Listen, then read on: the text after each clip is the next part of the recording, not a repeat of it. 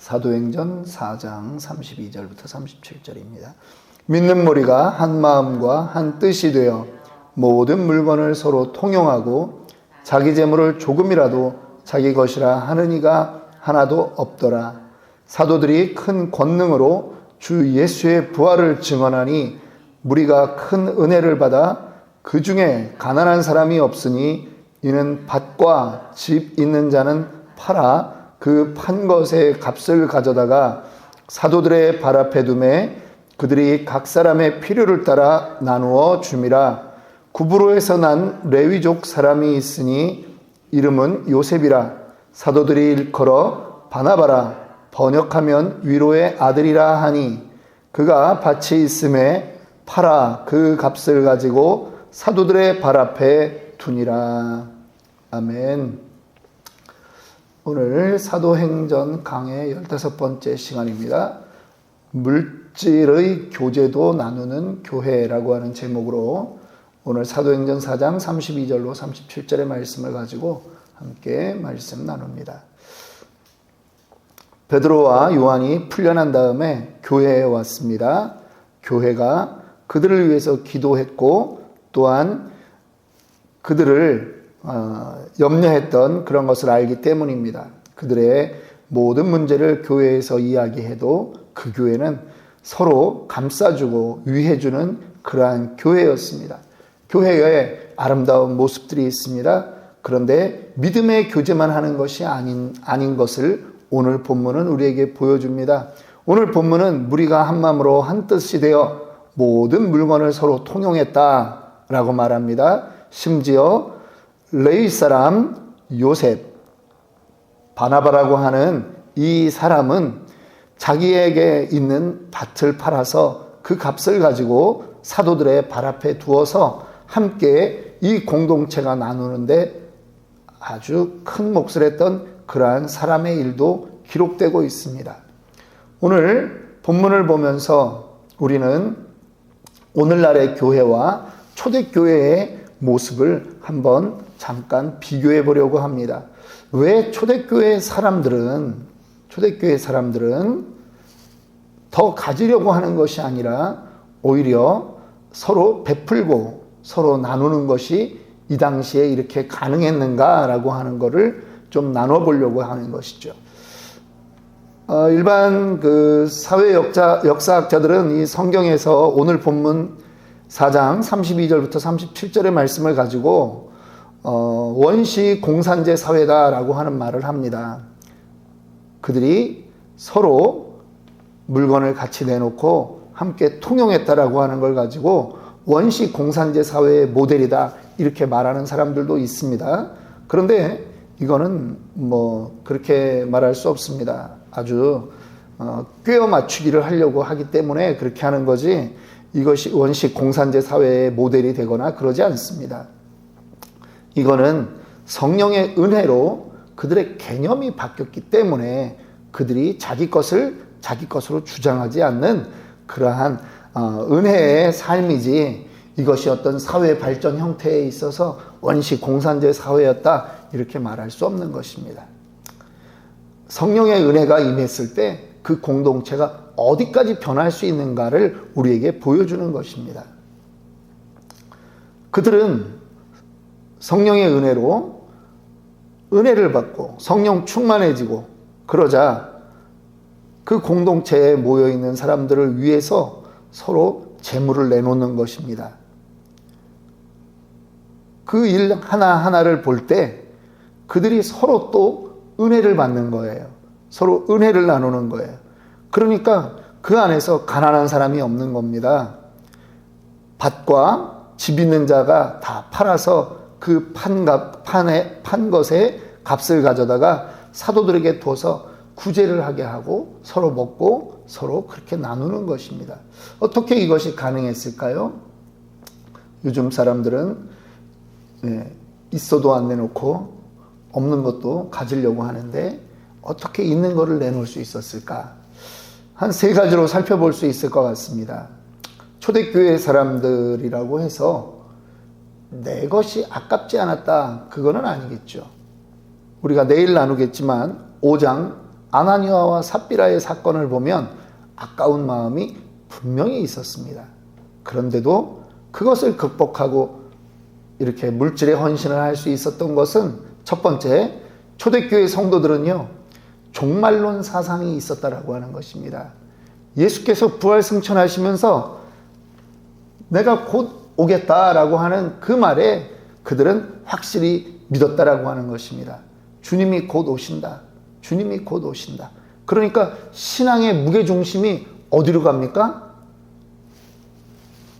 종말 사상으로 가는 거예요.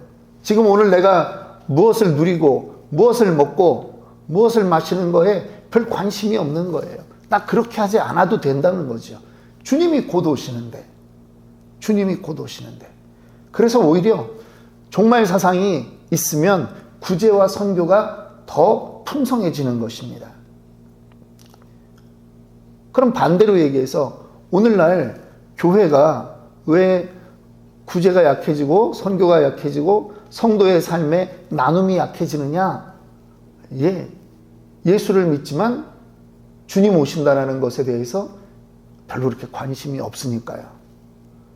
종말 사상이 약해졌기 때문이라고 하는 거죠. 그러니까 교회에서도 뭘 가리킵니까? 이 땅에서 잘 되는 거를 말할 때가 많다는 거죠. 그러니까 사람들이 자꾸 쥐고 있는 거에 대해서 놓지 않으려고 하는 거예요. 그래서 이 초대교회 성도들은 종말 사상이 있기 때문에 그들이 내려놓을 수 있었다, 나눌 수 있었다, 이렇게 볼 수 있습니다. 두 번째입니다. 초대교회 성도들은요, 서로 가족이라고 생각했기 때문입니다. 32절에 보면 믿는 무리가 한 마음과 한 뜻이 되어 모든 물건을 서로 통용하고 자기 재물을 조금이라도 자기 것이라 하는 이가 하나도 없더라. 통용했다라고 말합니다. 가족 공동체인 것이에요. 우리 집에서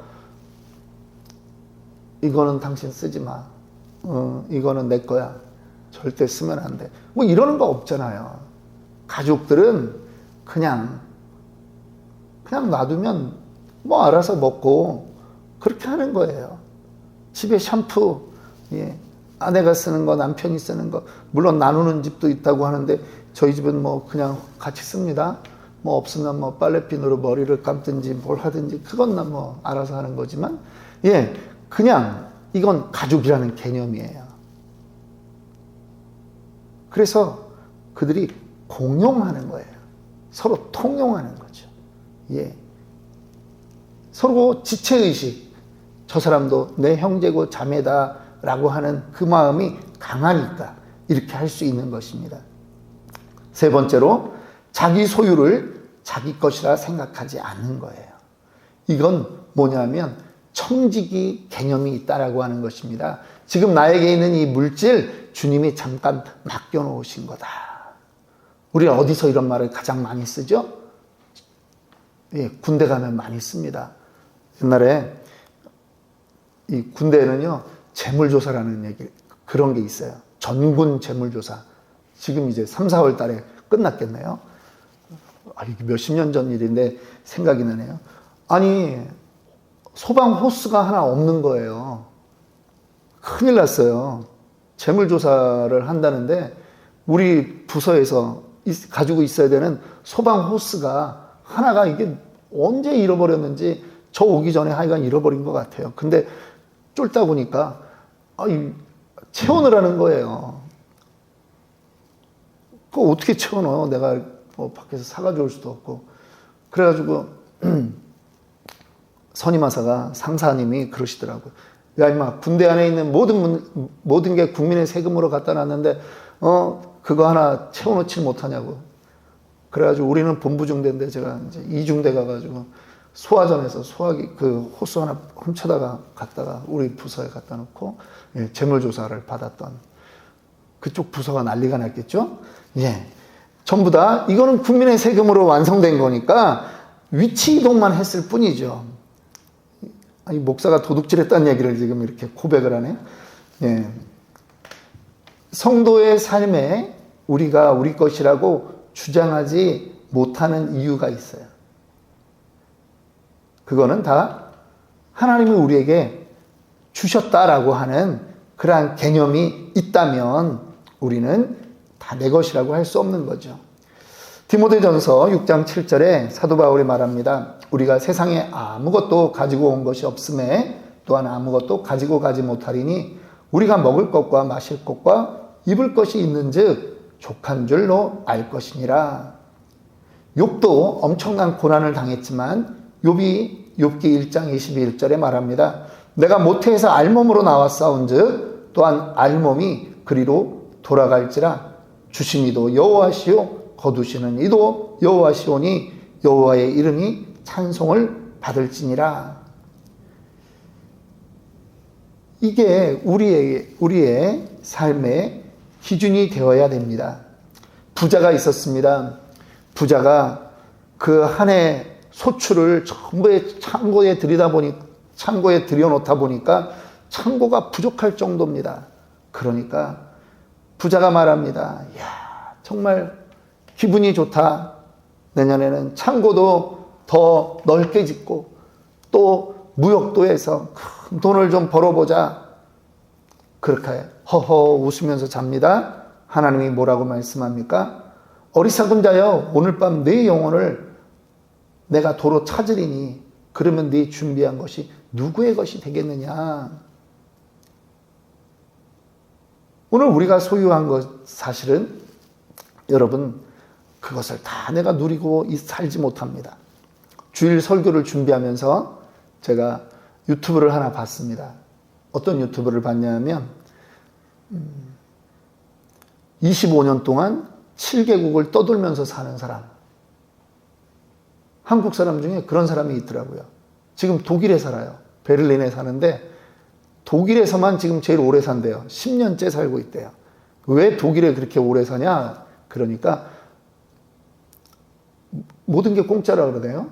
애들 대학 갈 때까지 학비가 공짜고, 그 다음에 집값도 이렇게 처음 들어갈 때 계약한 그 가격으로 뭐 살고 싶을 때까지 살 수 있다.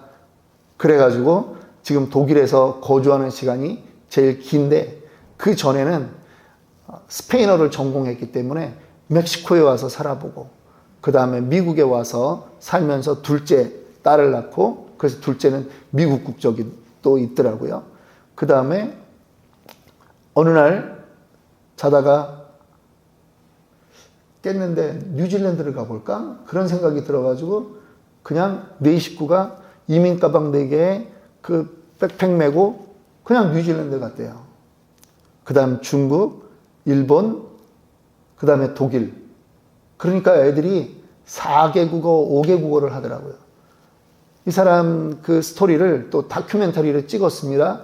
독일에 가서 찍었는데 이 아이들이 언어가 잘 되니까 그 부모들은 일을 하는 게 아마 법으로 잘 안 되나 봐요.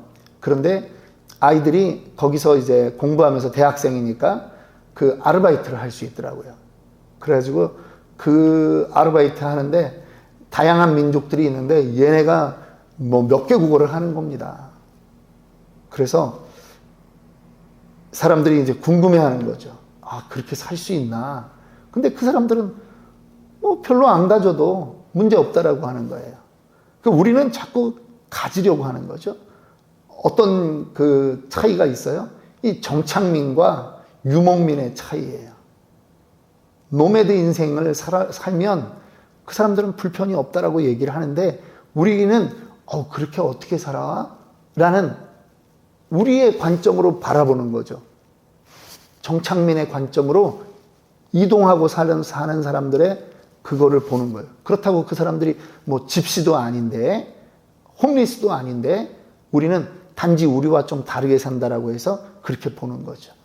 그런데 하나님이 궁극적으로 신자에게 원하는 그 삶은 무엇일까? 이번 주 제가 설교하는 게 그 홍해를 건너서 이제 출애굽을 했습니다. 그 다음에 마라의 쓴물을 만나잖아요. 왜 원망할까요?